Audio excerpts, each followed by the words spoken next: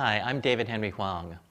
The poet Muriel Rukeyser once made the unscientific statement that the universe is made of stories, not of atoms. Almost 2,800 people died in America on September 11, 2001, in a horrific attack that brought down the World Trade Center. What emerged from this tragedy are tens of thousands of stories that illustrate the strength of the human spirit and revitalize our belief in the American experience, but not without some ambivalence for many Asian Americans.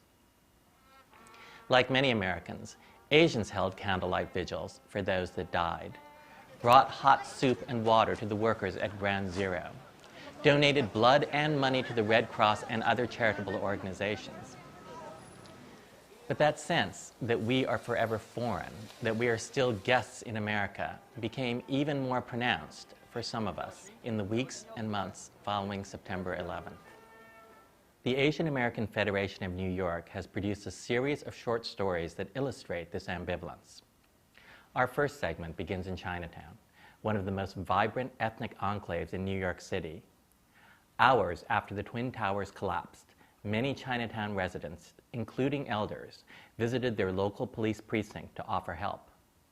But because they were located so close to Ground Zero, their community was blockaded inside a frozen zone that pummeled an already weakened economy.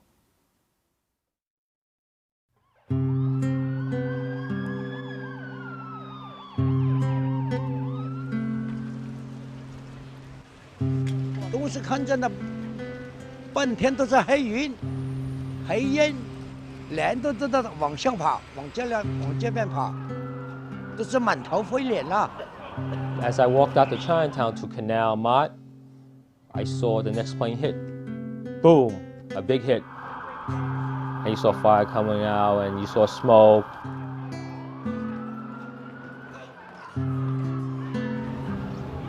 我站在一厂里面呢，站在一厂里面，我在一厂的窗口也看见2个楼房塌下去了，看得很清楚啊。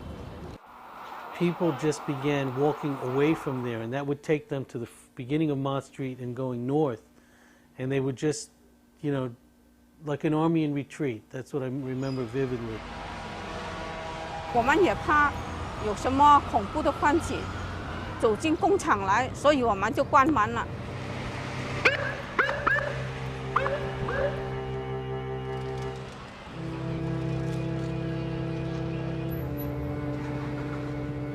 Anything south of East Houston was closed down for the first 3 to 4 days. South of Canal Street, meaning the Chinatown area, was still closed down. Pedestrian going in, coming back into the area was being checked for ID cards.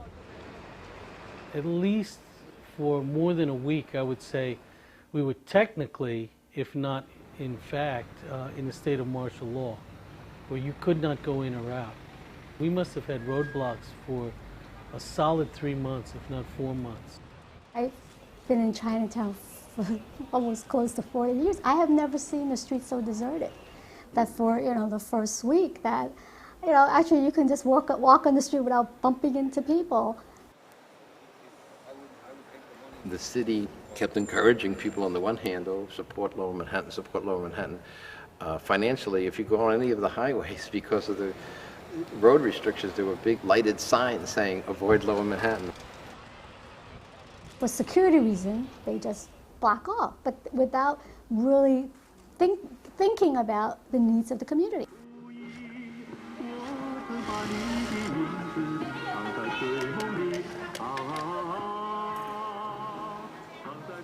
These factories need small and large deliveries almost every other day.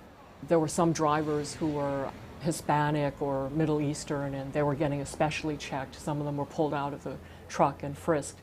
This had an absolute chilling effect on the garment industry, because after those experiences, these trucks did not want to bring work downtown. And so the work for the garment industry after several weeks just stopped. Because the shops are in the community, the workers, they shop in the community, they buy their lunch in the community. So when the industry goes on the decline, or when shops close down, it hurts the restaurant business, hurts the grocery stores, Even beauty salons, they can go and get their hair fixed, or the haircuts or whatever. So a lot of ripple effect. According to the Asian American Federation of New York, in the first 3 months following the 9/11 attacks, 40 garment factories were shut down in Chinatown. Some 8,000 garment workers lost their jobs, and restaurants reported a decline of 30 to 70%. The government and charitable organizations came into Chinatown to provide emergency relief. We are looking at Chinatown as being one of the most affected areas at this time. We know that there's a lot of loss of income in the area. We know that there's a lot of people that need our help. So we have specific teams that are targeted, and we have been hiring locally in the Chinatown area. I'm happy that CCBA was open to allowing the service organizations to set up booths there, because otherwise a lot of Chinese people wouldn't have been helped. And a lot of Chinese people, you have to realize, are often unwilling to seek help because they feel self-sufficient. Okay. Thanks. So just go straight on ahead and they'll get you all set up with that guy in the truck. Chinatown residents soon realized, however, that if they wanted relief, they would need to visit an official FEMA outpost, such as the one at 141 Worth Street. But even then, it was easy to get lost in the shuffle. 因為波士攞唔到醫翻嚟，我哋冇做工，所以生活真係好困難啲咯。他没有告诉我，他今天在这里等去救世军那边，也没有说会开，绝对会拿得到。 Indeed, many Chinatown residents and workers were denied financial assistance. Those that lived or worked above Canal Street were not eligible for emergency aid. Chinatown was, in effect, split in half, since many of the closed-down factories were located north of Canal Street. Canal Street is the line that was really drawn so that individuals who were south of Canal Street had the ability to be helped. And the people to the north of that really had to show cause how you were affected. They had drawn the line at Canal Street.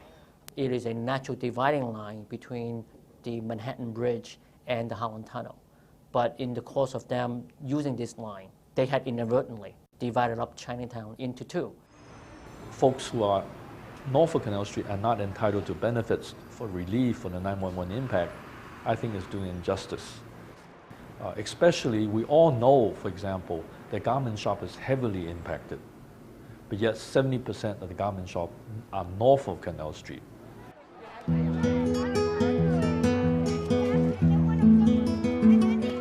It became clear that what Chinatown needed besides emergency relief was an infusion of money to retrain laid-off garment workers. In early December, the U.S. Secretary of Labor, Elaine Chao, approved $1 million to retrain several hundred workers in Chinatown. The September 11th attacks caused an economic shockwave throughout the entire national economy.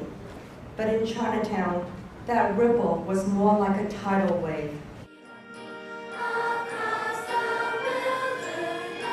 It was really great that she was also to bring in not a whole lot in any meaningful way, in terms of the program, but it is a true effort to say, here's $1 million.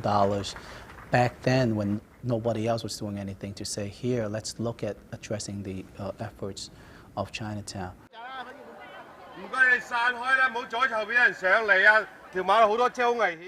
The Asian American Federation estimated, however, that $25 to $30 million would be needed to retrain all of the community's laid-off garment workers.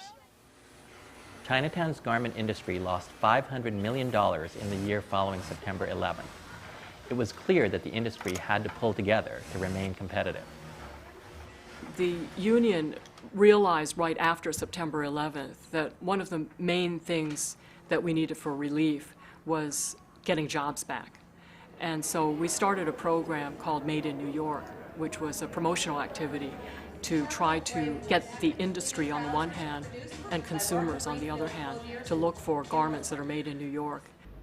And since September 11th, the negative effect on the economy and the depressing effect on retail sales has produced a recession that across our country and in fact across the world that has impacted in particular the garment workers of New York City dramatically.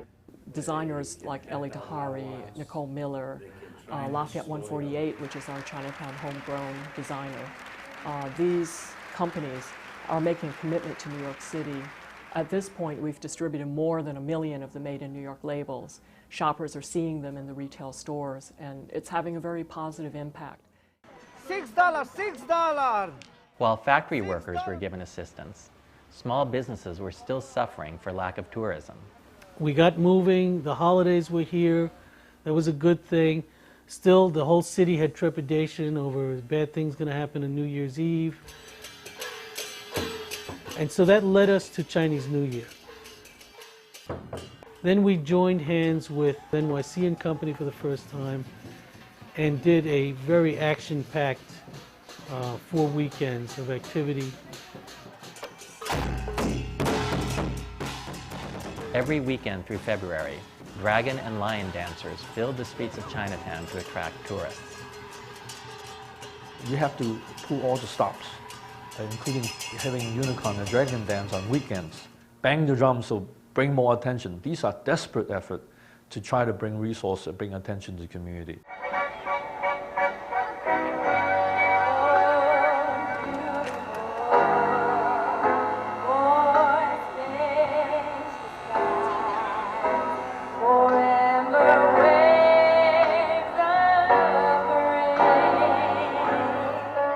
Like any community in America, Chinatown residents felt immensely emotional after 9/11. But many also felt the government had ignored their losses. They took to the streets to protest for more aid. Meanwhile, the governor of New York established the Lower Manhattan Development Corporation, an agency to revitalize businesses and residential communities south of Houston Street. Chinatown was included in the agency's mandate, but many in Chinatown still felt ignored. The blueprint right now that is being proposed really have not included Chinatown as part of the rebuilding effort. We have thousands of workers who are unemployed because of 9/11. We feel that Chinatown is really an integral part of the redevelopment of Lower Manhattan. When they talk about rebuilding Lower Manhattan, Chinatown community needs to be part of it. And I think when we look at their proposal or their partial plan, really very, very little mention even Chinatown, maybe 1 or 2 places. So it's kind of like, hey, don't forget about us. We were affected by this. But the LMDC says it can't think of everything and that it needs ideas to come from Chinatown. The specifics from the Chinatown community have been slow at this point. There was this perception that somehow we would develop, all these plans, but really we didn't want to be that type of organization where we just decide without consultation, this is what we're going to do. But Chinatown is different from other neighborhoods in Lower Manhattan. It's a working-class community and cultural enclave. For this reason, it's difficult for Chinatown to come up with only one agenda for revitalization. I think within Chinatown there is not a single consensus as to what our future should be. Different competing interests within the community would like it to be this way and others would like it to be that way.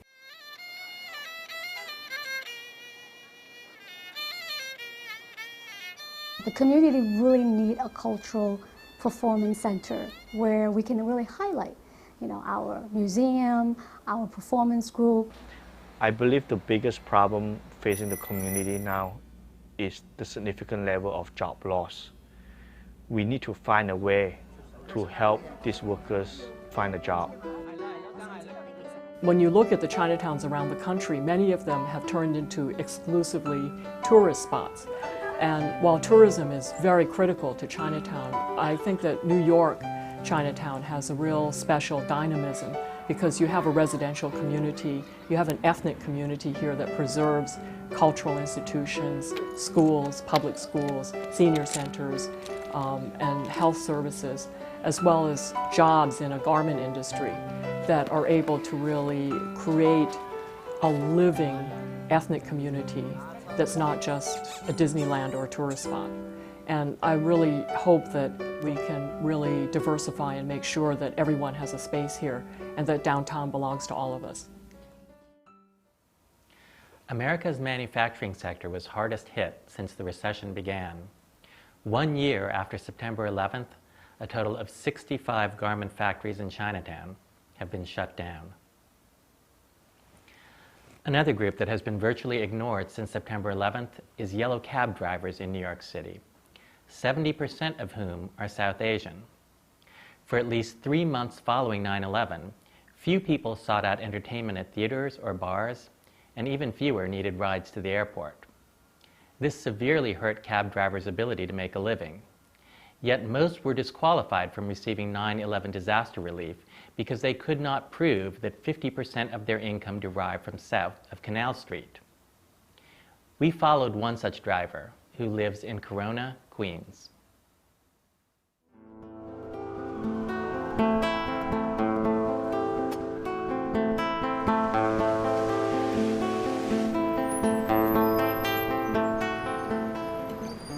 Where we're going, sir? On the United Nations, the Visitor Center. All right, no problem. My name is Tipu Ali. I'm a cab driver. I've been driving 1 year and almost 3 months. Before September 11, I used to work good. I mean, I go out and I work 5 o'clock up to 2, 3 o'clock in the morning, go home and work one shift, make good money in a one shift, and that's it. After September 11, still now, I have to break my shift in 2 parts.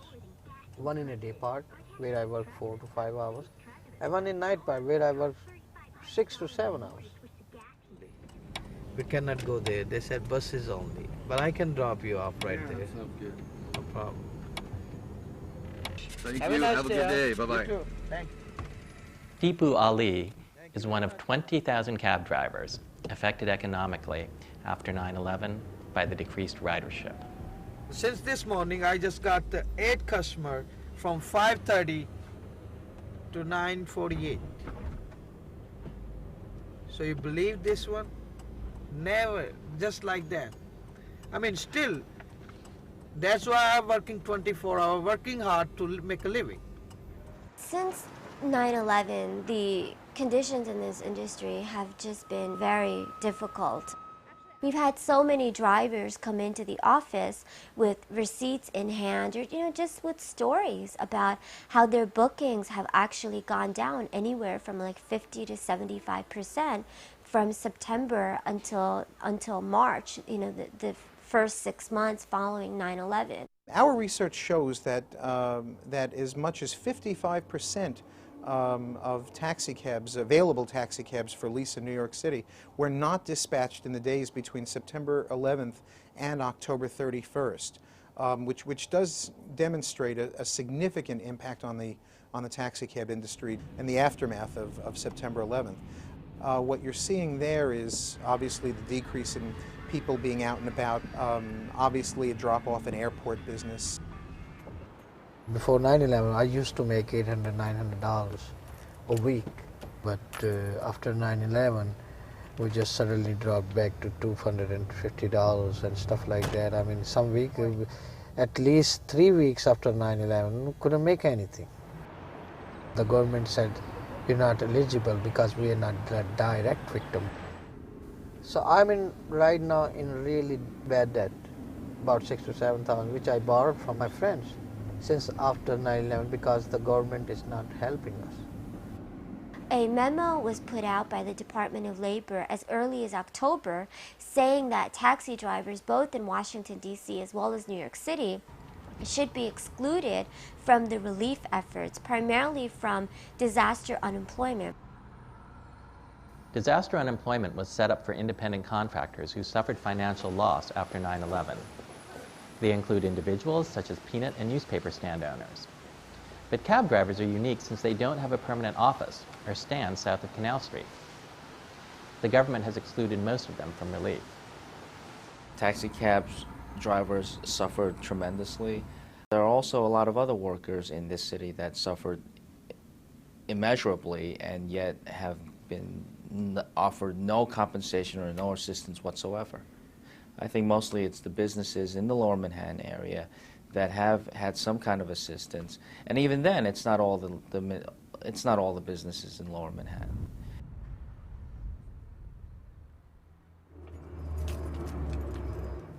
I'm living in Corona, and I'm renting a house. It's on 2nd floor. I got 3 kids. My elder son is 14 years old, younger one is 12, and most younger one is 7 years old. But I don't have time to spend with them because after September 11, I've been working for just surviving. Because of Deepu's long work hours, he only gets to see his kids on weekends. Tired, man. So what do you do? Did you do your homework? Staying on computer? I made lentils and rice for him because he don't want to spend money on himself, you know. He just wants, he's exhausted when he comes home from work. When I got the money, I got to pay the rent. I got to pay that bill. I got to pay that bill. I got to pay that bill. So money is gone. Get the food, get the clothes, get the medical stuff like that. We are waiting for him. When he comes, then we all sit together and eat.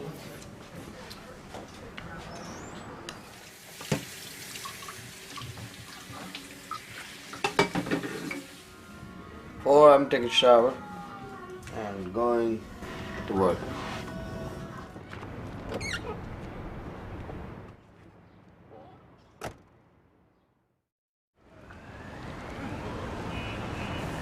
In order to get FEMA to even consider his case, Deepu must prove that 50% of his income derives from south of Canal Street.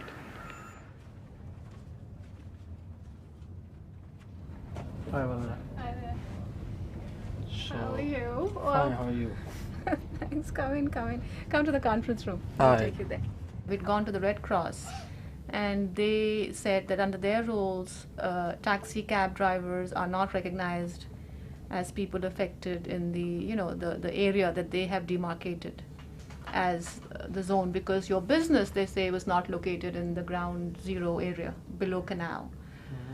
Whereas a little later, the limousine drivers, who were the delivery drivers, when they showed proof of their contracts with companies in that area, then they were given on a case-to-case basis relief amounts. Yes. And the argument the other agencies are making is that the taxi cab drivers do not fall into the category of an affected business in that area.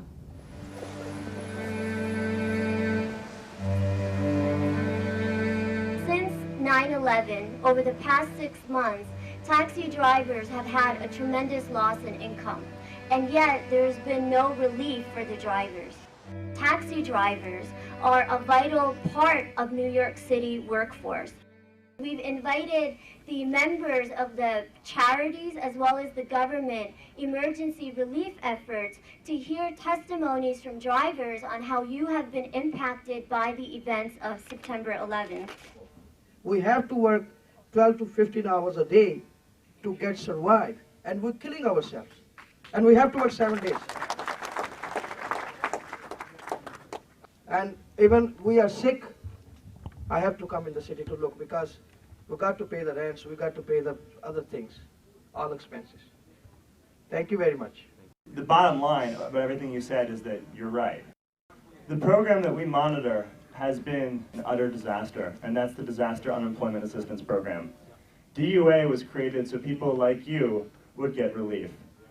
Unfortunately, due to eligibility rules which are completely outdated, completely restrictive, and completely discriminatory to taxi workers and independent contractors, you've been denied. Safe Horizon has not been able to provide direct financial assistance to taxi drivers. And that's not a personal thing against taxi drivers, it's just a nature of our guideline. And it doesn't mean it's not fair. I've definitely sat here today and I hear your stories, and it's very clear and evident that as an industry and as individuals you have suffered. And the only thing I can say is that I'll take your stories with me and I'll share them with my organization and with the United Way. And I do hope that some relief is available in the future.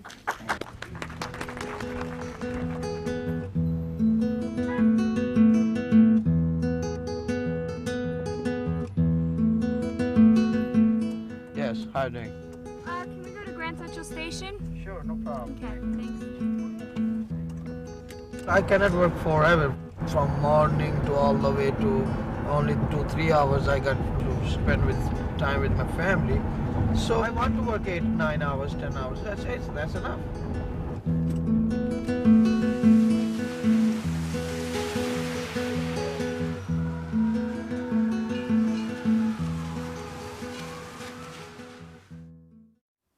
In October of 2002, the Federal Emergency Management Agency modified its guidelines. It now allows anyone living or working within the 5 boroughs of New York City to be eligible for government compensation, so long as that person can prove a loss of income or an inability to meet rental or mortgage payments. The New York Taxi Workers Alliance has helped cab drivers register for the FEMA aid.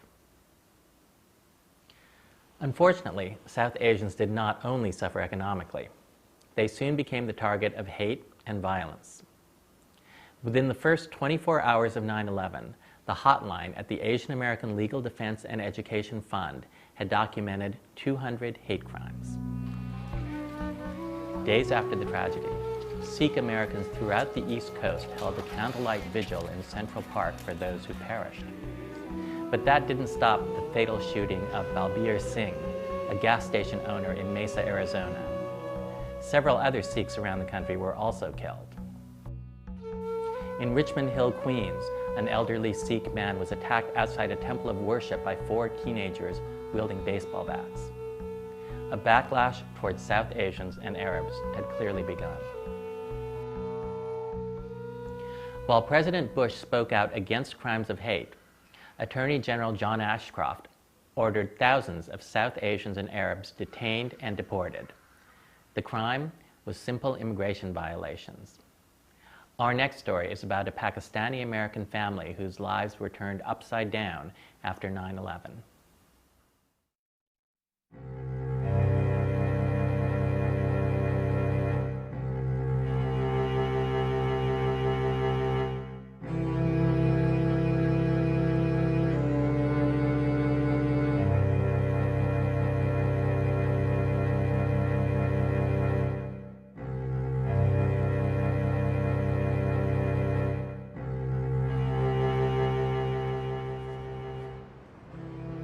My father was standing out on the porch and talking to his friend when the FBI came.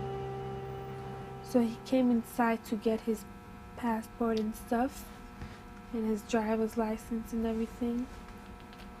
They put the handcuffs on him. At that time, they didn't know why they were taking him, they just took him.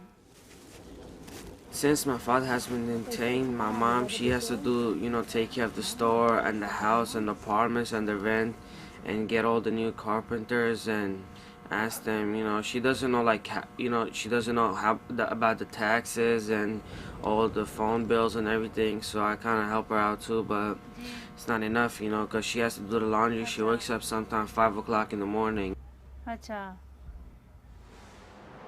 The business my parents own is a discount store on Brighton Beach Avenue. Brighton Beach is a very busy community and neighborhood. We're doing a great job. Everybody knows us around here. It's hard to have to sell the business. My family and my father are being deported back to Pakistan. Like many INS detainees, Muhammad Akram, the father of the family, would rather be deported immediately back to Pakistan than remain in Passaic County Jail. His only contact with his family is through the telephone. When he speaks with kids, he's crying. He said, I can't speak with my kids. He missed the kids. When kids talk with Papa, kids cry too. Papa, I don't know what time you come home. Where are you now? He said, I'm New Jersey. And he said, when you come back home? He said, okay, later, not now. The kids cry. Within 2 months of the September 11th attack on the World Trade Center, Attorney General Ashcroft had announced that he detained over 700 individuals. He refused to disclose their names, and he refused to disclose much information about them. What has become known since that time is that The total number is well over 1,200, and many of those individuals were held for substantial periods of time without any charge against them. These people who've been detained, who've been deported or facing deportation, they are painters, they're custom tailors, they're cooks, they're taxi cab drivers, they're human beings with families, with jobs, and some who have been here for 20 plus years. These people have been raided, house raided by not only the local police but FBI agents, interrogated and told, if you don't cooperate with me, I'm going to do X, Y, and Z to you and your family. Muslims of South Asian origin and Middle Easterns in general have been special targets of law enforcement since 9/11. And these are people, in many instances, just given the nature of these proceedings, will probably never be able to rejoin with those families at all. So in many situations, the families from whom they have been split will have to face the choice of either living without these male members, and frequently they are sort of the breadwinners of the family, or they have the choice of returning back to their countries of origin to join them.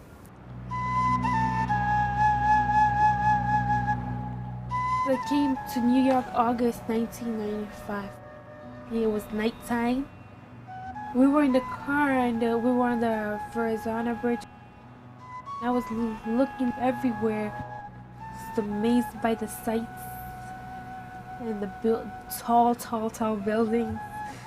I got used to this place the first time. I loved it the first time I saw it. I was just amused by the lights on the bridge and everything. It's just so amazing just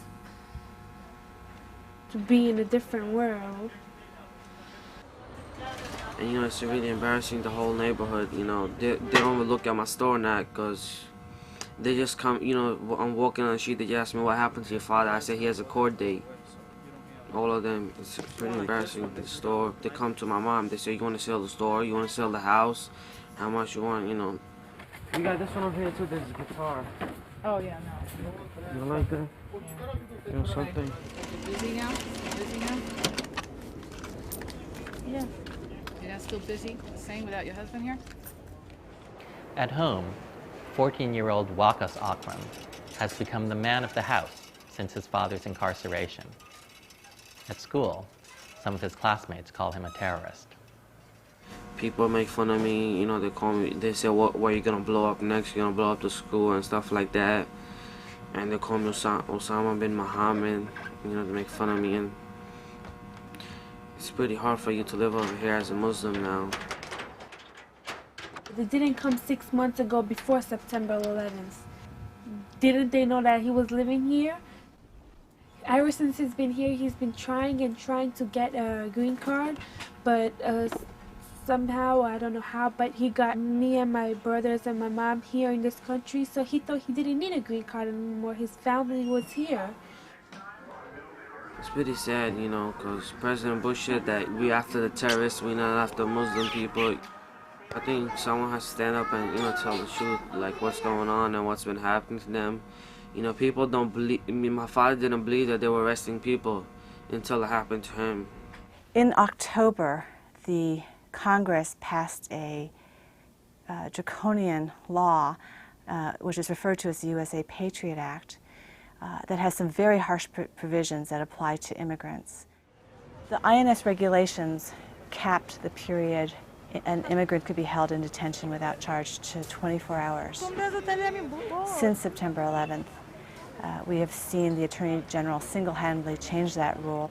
The INS can detain an individual without charge for 48 hours, or in the case of an emergency or extraordinary circumstance, an uncapped reasonable period of time. And we've seen that the Attorney General is treating this period after September 11th as an emergency, and he is detaining people in some cases for weeks on end without charge.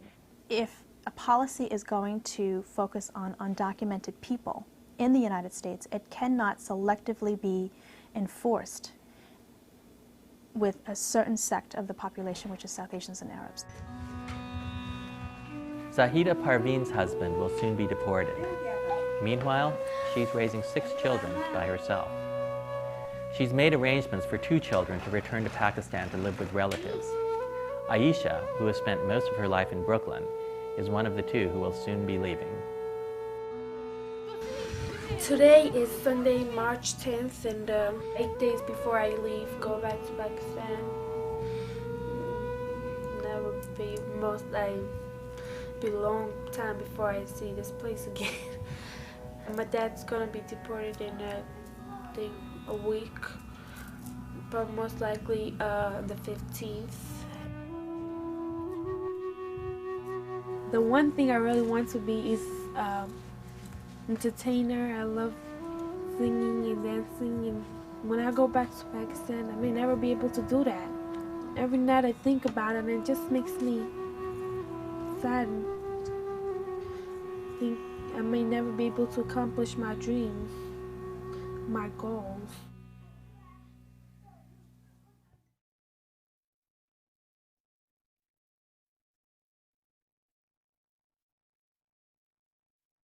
She left back country. She missed this country. She cried a lot. She mama.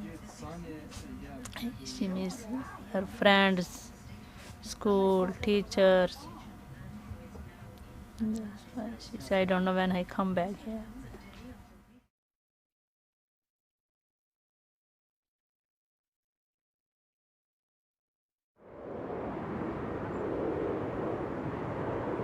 My father, he just went back on Sunday. I felt like, it was like we were back together and felt like a family again. But actually he was going back, but I still felt, happy because I hugged him and, met him, and it was really good, because all of us in front of my mom and uncle, all of us staying together in the same place.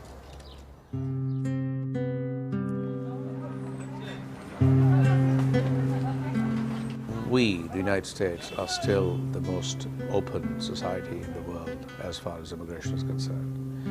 We take more immigrants every year than the rest of the world put together.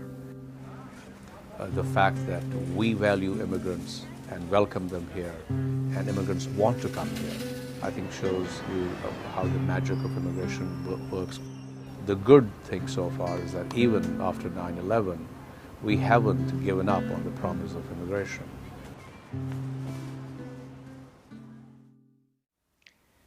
The Akram family is now back in Pakistan. Their discount store has been sold to relatives. They'll remain in South Asia indefinitely, but their aim is to return to America. In our next story, we return to Chinatown with a look at the emotional toll that September 11th placed on the community. After all, Chinatown is located in the backyard of Ground Zero. In the weeks and months following September 11th, many New Yorkers turned to mental health professionals. But the idea of talking to strangers about personal anxieties is foreign to many Asian Americans. In fact, Asians use mental health services at 1/3 the rate of most Americans. But in Chinatown, some people are willing to talk about their experiences, such as Weng Yang Tai, a single mother who works as a home care attendant. The morning of 9/11, she watched from her home as the towers collapsed. 我就看见那个第一栋楼在着火，我就站在那个窗口，就看见一架飞机飞过来了，反正好像有东西都飞出来，我就一直站在那边看。结果我是确实看得很清楚，有一个人是穿白色的衬衫、黑色的裤，像人家游泳跳水这样跳出来。 I think 9/11 was a pivotal event for the Asian community here in New York. There's been a real awareness that something needs to be done. When we were attacked September 11th, Chinatown was very close to Ground Zero, and the human suffering was real and still part of the fabric of this community. Everything came down. Couldn't see, couldn't breathe. It's terrible. I never seen nothing like it. 看见报纸上啊、电视啊，天天播放就是911，好像死了多少人啊，飞机里面多少人啊，房子里面多少人啊。因为要是没看见，可能就好像不会这么难受。我不知道华福诊所有看就是那个心理医生的，我是来看背痛的，我一直以为是背痛，我都搞不清到底怎么引起的。反正背痛了，我就是没办法睡觉。我到这边来看内科啊，那看了大概2次。我就发觉我不开心。他说要不要你帮你约一下方小姐。后来我就约了方小姐开始看心理医生。那方小姐跟陈医生确实帮了我好多。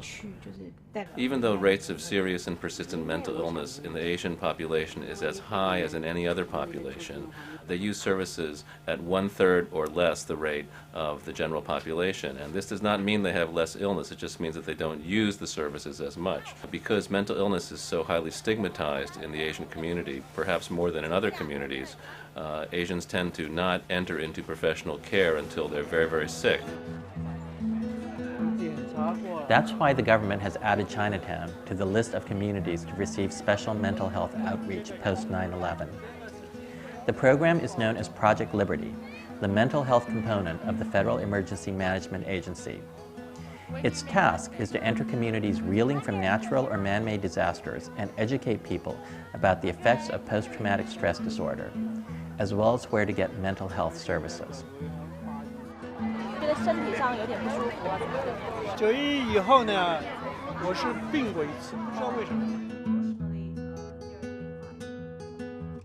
What are the major symptoms that people have been showing today in your outreach? I met a food Chinese. He claimed the symptom that he has is shock. We have reached over 12,000 people in the first 9 months of our programming. And to reach the people, we go everywhere. We go to the churches, the temples, the schools, the senior centers, because most of those people are not in the mainstream, not in awareness of mental health or counseling services. We reach them. Many schools were evacuated the day of September 11th, including the Transfiguration School. It's located in the heart of Chinatown along Mott Street. Many of the students witnessed the events as they unfolded. When I think of September 11th, and I think of what happened in the city, and especially at Transfiguration, there's such a flood of emotions. It was after morning prayers. I was up at the 8th grade classroom, and I remember hearing a tremendous crash. And that's when they had gotten word that an airplane had crashed into the World Trade Center. Well, actually, school had just started. We were sitting in reading class, and we're actually in the classroom that we were in, and we heard the plane crash.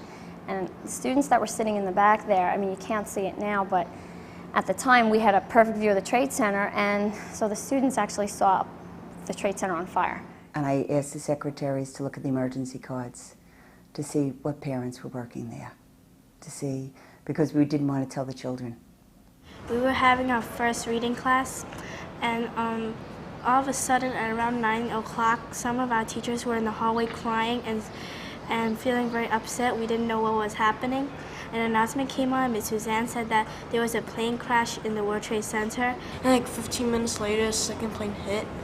And then later in the morning, Suzanne announced that we're supposed to be dismissed. And then everybody left, and then the others who were left over, like, have to go downstairs to the auditorium to wait for our parents. Parents started coming in one by one to pick up their children to leave. And what was probably the saddest was the children who weren't getting picked up, whose parents were working in the Trade Center. So it was awful, and it was just absolutely awful. There's no other way to describe it.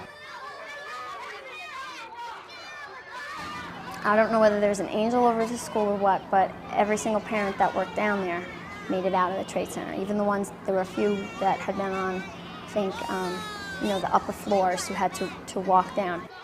On September 11th, when it happened, I was in my first reading group, and Ms. Suzanne just announced that a plane had crashed into the World Trade Center. All of a sudden, I felt sad, angry, and surprised. I thought it was like I was like I was watching a movie, and I was so horrified. And when I got home and I turned on the TV, on all the channels that I flipped through, they showed the pictures of the World Trade Center and what was happening, and there was a big fire and everything. I was just horrified, so I sat at home and I just studied and everything. I know the children are suffering. I know they won't show it, their faces like that. They will go on. But deep inside of them, there is that part of them that will always be there. We have taken away their security. We had counseling here at the school, and one of the things that the counselors had said to us was, this isn't going to go away in a few weeks. This will linger, and the thing of it is, none of us knows how long it will, what the enormity of it will be, because we've never experienced anything like this. But it will manifest itself in various ways throughout the year. We just have to be, attentive to that. Okay. So what I need you to do. And sure enough, it really has. Whether it's in their writing, a lot of anger, a lot of very, very sad images. They often write about death. Most mental health experts or children mental health experts would agree that waiting for a problem to show up is an absolute mistake when it comes to children. Because children, number one, tend to not express themselves in the typical way that we would expect a person to complain about problems. Children are not aware, really, sometimes of their own fears. Children also are very much dependent on their adults, parents, guardians, and so on, to look out for them. If the parents are not attuned to the fact that mental health problems can present themselves in children in sort of different ways than one would expect, how is that child going to get help? What we want to do is really, I think, educate parents about how to talk to their children about events like 9/11, but also prepare them for other kinds of events that may occur in the future. I mean, it really can shake the foundation of what kids think are going to be the hopefulness for their lives. And finally, we would like to share just a few stories of families who have lost their loved ones to the 9/11 tragedy. They were kind enough to let us into their homes and offer us a glimpse of those we lost.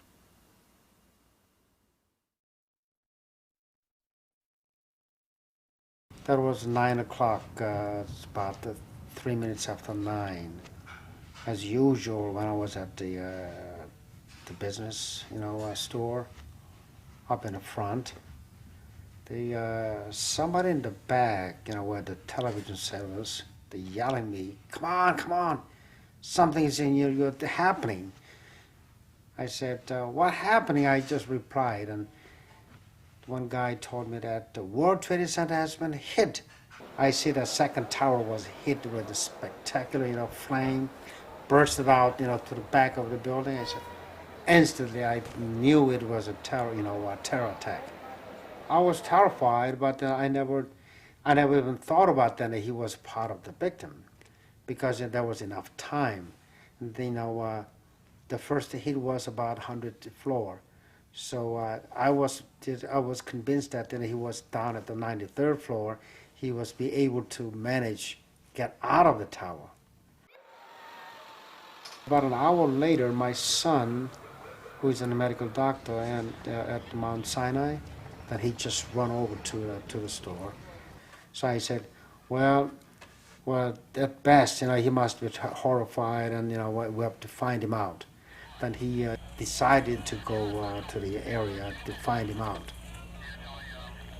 And he did it, first day, the second day, third day, all the way, down to 2 weeks, searching his, younger brother, hospital to hospital, burn center to burn center, and he searched for the website.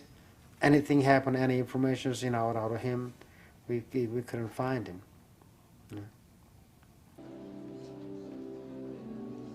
And this memorial service will turn out to be 1,200 plus.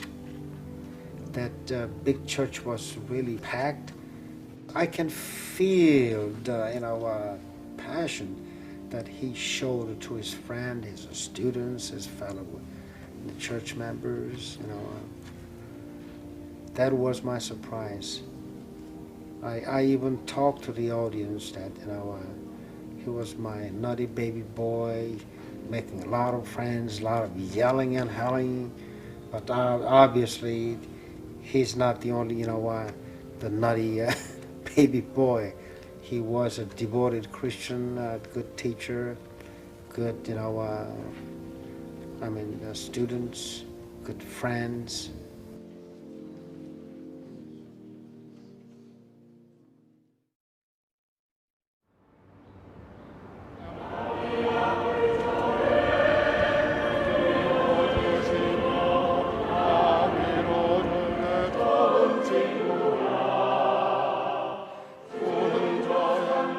My wife miss, Andy a lot, obviously. She was the person really devoted to raise him, educate him, fight with him all the time. Hey, he's her mind, and the love was there, so it's got to be. The Billy, his older brother, recognized himself that he loved his younger brother so much. He's the guy cry most. But I feel that he was not only the naughty baby boy, he was more than that. Yeah, I realized that. The first 3-4 months was so busy, so preoccupied. The beside of the regular business taking care, it has to go on because it's a store. Plus, after so many meetings, I was so busy, so preoccupied, not really that much time to grieve. But once it has settled down, it subsided, I found myself, just indulge myself, thinking about the incident and grieving. I cannot concentrate. Is oftentimes I tears, So I was just something once in a while worry about that. I shouldn't be this. I said weak or to go into shock, that kind of thinking. When I wake up at 4:45, first things I do is just to go to his bedroom. Then just, then start my daily routine. Then when I finish my day, I again stop by his room to greet him. It become a routine, So I keep talking to myself, Andy, you are not here with me, but I promise you, I will honor you.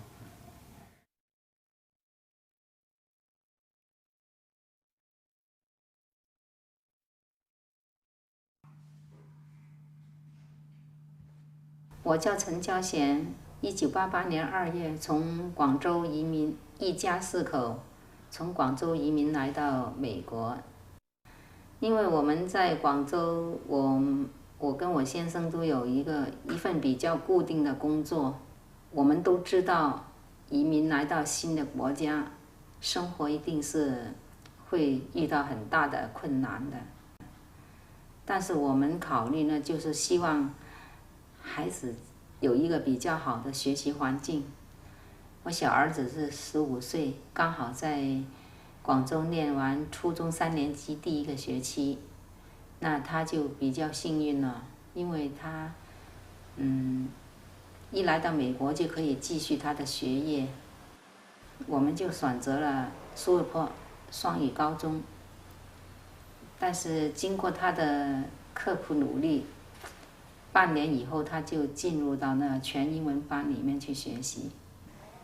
在罗切斯特念书的时候呢，硕士念的是金融企管，喜欢群体生活啊，乐于助人的这样子，就有接受那个急救训练。曾哲就是很幸运啊，能够找到一份比较好的工作，到银行里面去。但是很不幸的就是911，我想大概是9点40分的，我小儿子就打电话回来，他电话里面很急，只讲了3句话，妈，我现在没事，我要出去救人，等一下我再 call 你这样子。我还没来得及回话，他就把电话挂断了。他的同事呢，看见他在那个街上面救人。10点20分呢，曾子的女朋友就打电话，他说，刚才世贸大厦，塌下来了这样子。我一听到这个消息呢，我心里一震，就想到不好的事情发生了。因为我想他去救人的时候，就是在那个给那个飞机残骸碰伤的路人嘛。当天那个电话的没断过，一直到晚上他的其他同学问我的时候，我说还没有，他一定是遇难了。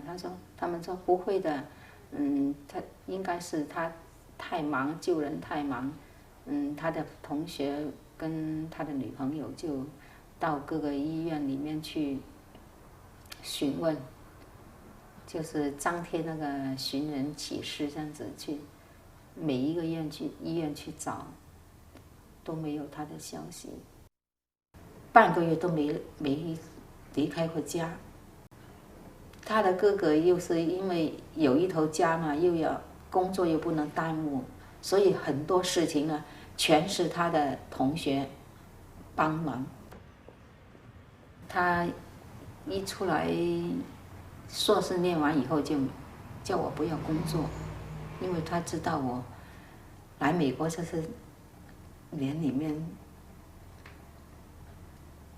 也实在是太辛苦了。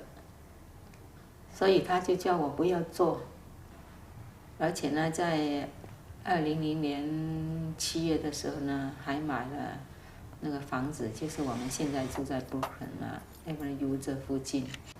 他就是希望家人能够生活得更好了，有一个安定的家这样子。所以他就是对我也是很关心啊，叫我不要做啊。好几个同学都捐钱说，阿姨你不用担心，那个房子我们会想办法，先帮你供啊这样子。所以好多同学都有那个捐钱给我了。像我现在就是去学英文了，每天早上8点到12点就去学英文，时间就会生活就比较充实一点了。用了一个上午的时间去学习，中午回来弄点吃的，看看报纸，或者是跟朋友聊聊天啊，这样子就是过了时间了。看过心理医生，但是我觉得帮助也不会很大，还是要自己解放自己了。很多事情都是人家也是帮不了很大的忙，就是希望自己能够想开一点，希望时间能够会冲淡一下这样子。When I met my future husband for the first time, I was in a party. He was very soft-spoken and he was very patient, and he was very good-looking also. At that time, he had already made his mind to be engaged to me. After we got engaged, he came to America. We were trying to know each other by phones, by letters, and this is the only means we could talk to each other, we could know to each other.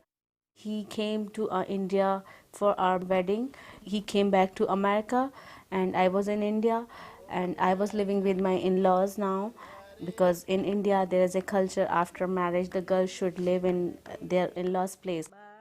So we used to talk, okay, I'm missing you and you are also missing me.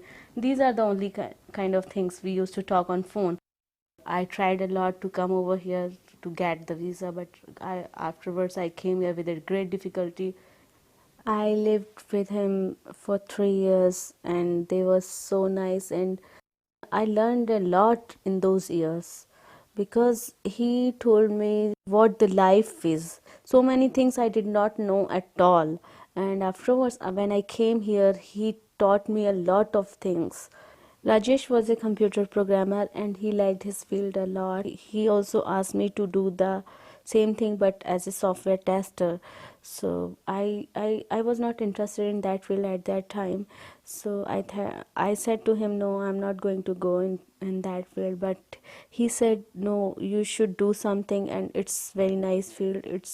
You can do it, I know it very well. He said, I want you to learn all these things by yourself also so that you could be confident and self-independent, and this is very important in your life, maybe in future. Now I think if he could not have done that, I could be crazy at this time without him. No.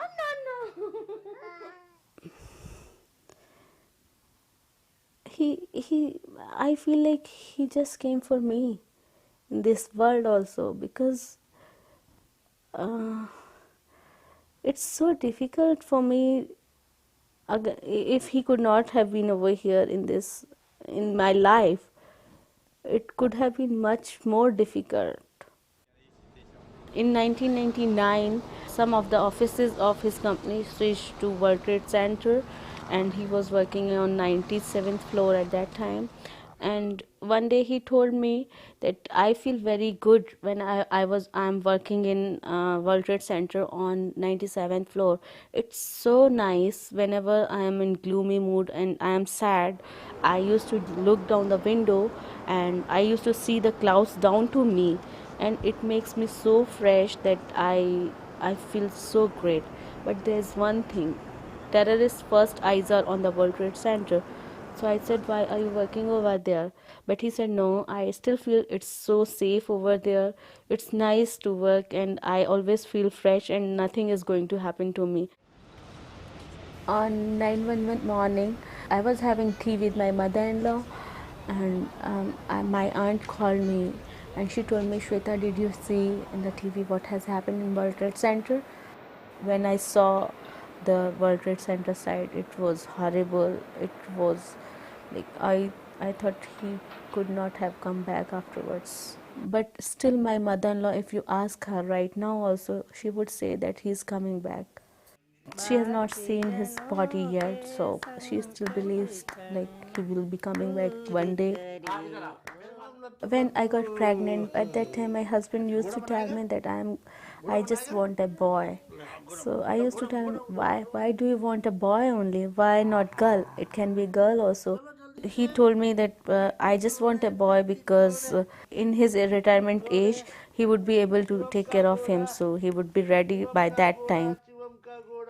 When he saw him for the first time, he told me, this is the kind of a son I wanted. And he used to take his pictures and he used to make all the albums and his activity, like when he smiled, when he turned over, when he took his first step.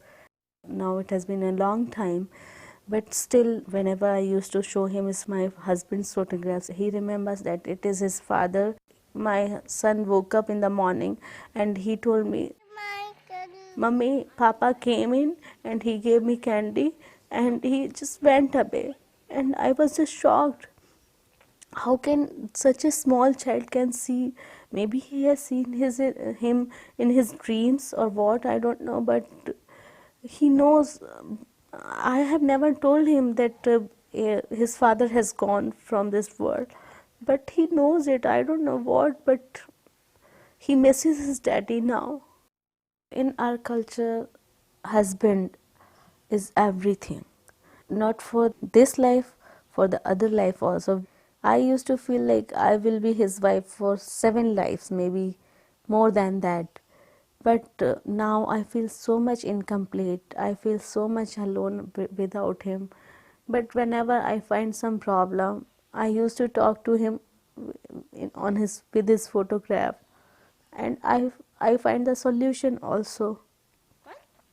Sometimes it's very struggling. But even then I find the solutions and I feel like maybe he is there and he is helping me.